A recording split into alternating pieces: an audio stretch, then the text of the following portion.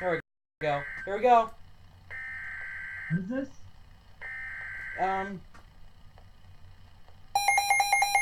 TOR. TOR.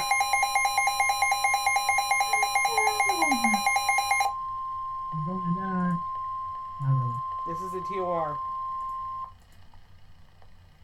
The National Weather Service in Mount Holly, New Jersey has issued a tornado warning for northeastern Kent County and northeast Maryland. Everything's gonna come through now. County and central Delaware, northeastern Queen Anne's County and northeast Maryland until 5 o'clock p.m. At 4:28 p.m., National Weather Service Doppler radar indicated a severe thunderstorm capable of producing a tornado. The storm containing the possible tornado was near Millington, moving southeast at 30 miles per hour.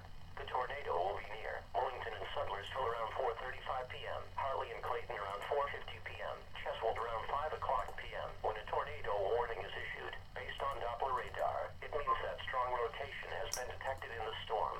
A tornado may already be on the ground, or is expected to develop. They're all shortly. going through. Motorists should not take shelter under highway overpass